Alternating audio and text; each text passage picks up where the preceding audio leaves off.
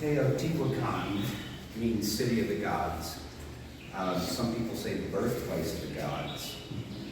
I believe it is the place that marks the birth of our God. It's the place that marks the birth of Jesus. And the reason is, you have at the very end up here, that's the pyramid of the moon, and that's the plaza of the moon. And what that's representing there is Jupiter, the pyramid, and the plaza is representing Saturn. Jupiter and Saturn coming together in conjunctions in 7 BC is the Bethlehem Star, the birth of Jesus.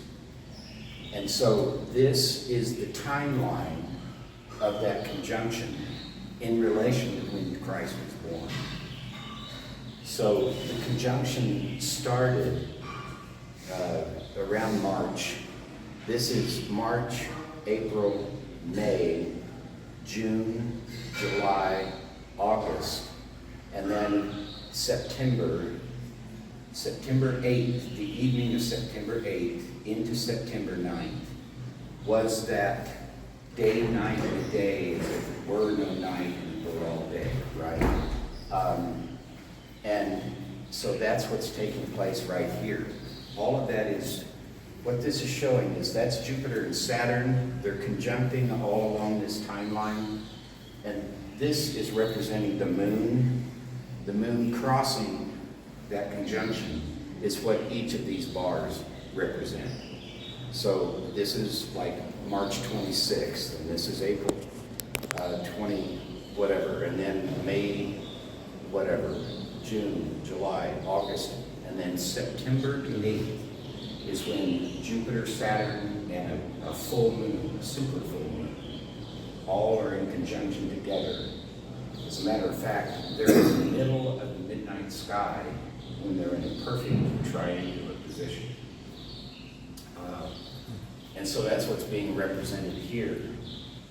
But it's also it's a pathway of entering into the afterlife.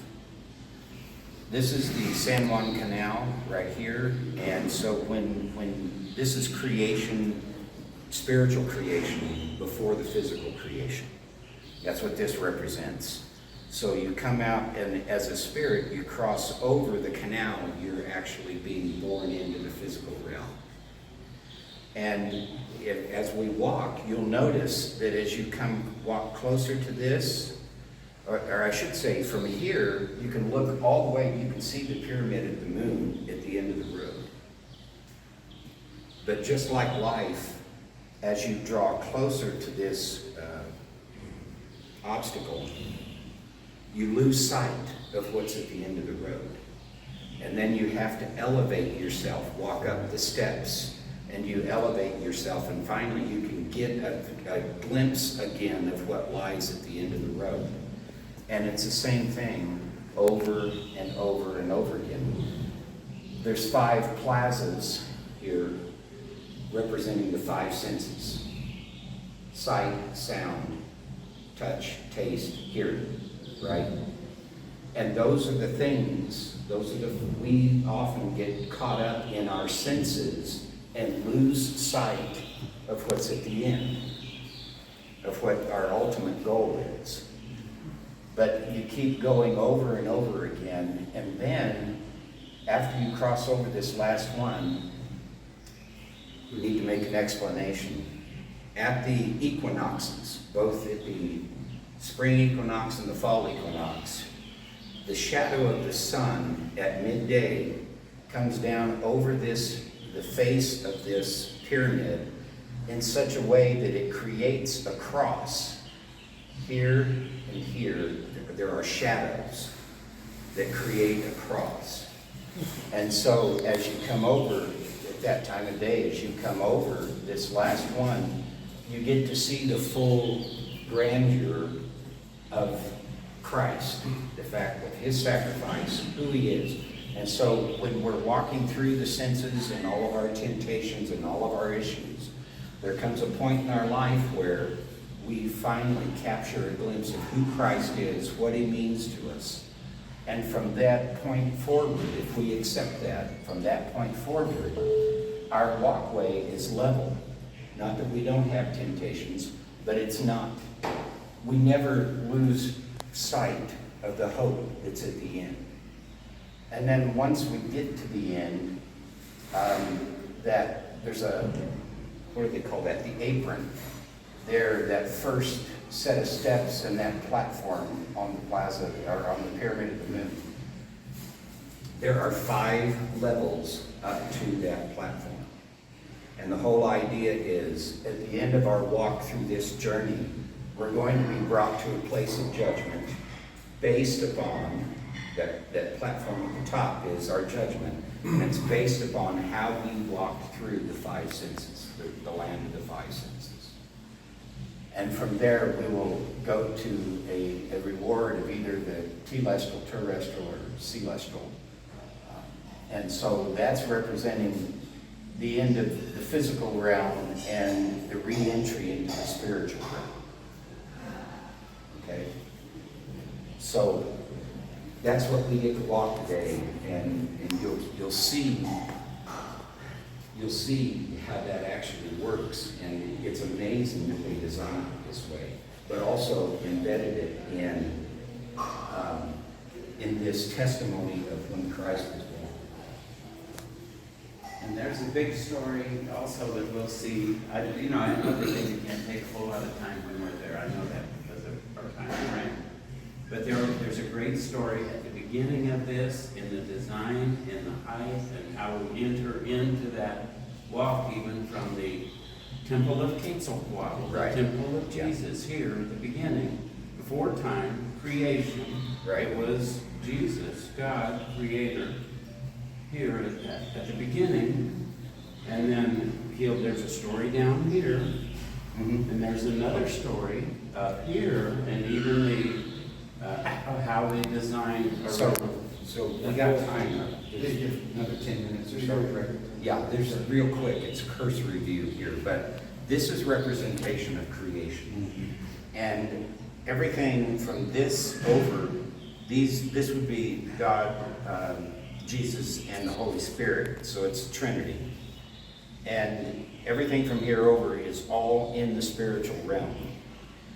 And this is the Temple of Quetzalcoatl. He is the bridge between the spiritual creation and the physical creation. He's in both. So he's in spirit here, but he enters into the physical realm. The creation, each of these, there are 12 temples around here, or 12 altars, I should say. They represent not the 12 calendar constellations, but the galactic calendar, which is the 26,000 year cycle of the solar system, of our solar system within the galaxy, the 26,000 years. And so it's representing the fact that Christ, and the way this lays out, when Christ was born, September is actually right in between Virgo and Libra. He's born of a virgin, and he brings equality and justice into the world. Okay? And so this is, I believe that's Sagittarius, this is Libra. But the halfway point is between this, actually I should say this. You'll notice that this, when we get out there, these 4 altars are one step down from these other 8. And that's because these are the ages that cover the span of the Bible and our physical walk in the world as we know it today. So this is prior to the Garden of Eden. This is the fall of man. This is the age of Taurus. This is the age of Aries. And then this is Pisces, and this is Aquarius. Christ ushered in his birth, ushered in the age of Pisces, because his sign in the sky was the conjunction of Jupiter and Saturn, which represents heaven. In the constellation of Pisces, everything took place, all three of the conjunctions took place in the constellation of Pisces. So, he's born in the meridian of time, okay? He's in the middle of that time span that's being represented here, and comes into this, and then up at the other end, you'll notice, it doesn't display here very well, but you'll notice when we get up there that there's also 12 small temples around that plaza. It doesn't show the 2 over here, and that's because they're primarily unfinished. So when Christ came, these again would be the ages of man. This would be Taurus, that would be Aries, and over on the other side would be Pisces and Aquarius. Well, he's coming into this to become the conqueror of death at the time between Aries and Pisces. But over there you see a temple of the butterflies, and that's right off the steps of the age of Aquarius. The temple of the butterflies it represents what the Maya considered as a sacred transformation. It's a metamorphosis. The caterpillar goes into the cocoon as a earthbound creature, and then it comes out as an airborne creature. And so our spirit, when we come into this flesh, we're an earthbound creature, but when this flesh dies, we become an airborne creature. So that is a temple representing resurrection. And resurrection would take place between Aquarius and Capricorn. Yeah, but anyway, it's in the age of Aquarius. It's that 8th age, or that 8th millennia of the span of the Bible. So then you're brought up then to the final judgment over here that we talked about.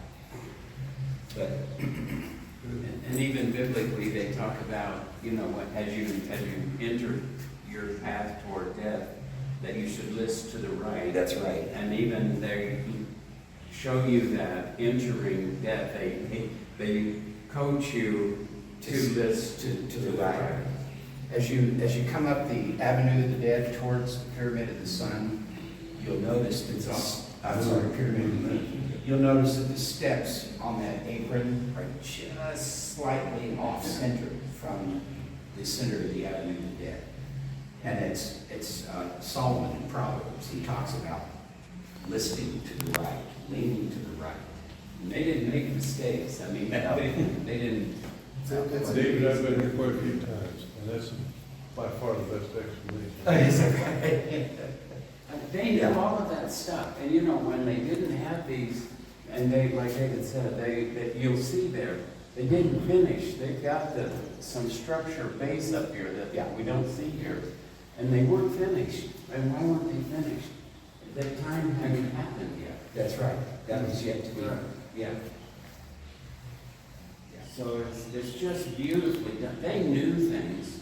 They probably knew them better than we know today, So they explained them. over here, I believe, is also demonstrating when the 3 wise men became aware and entered into this pathway to go to take the gifts to the Christ child.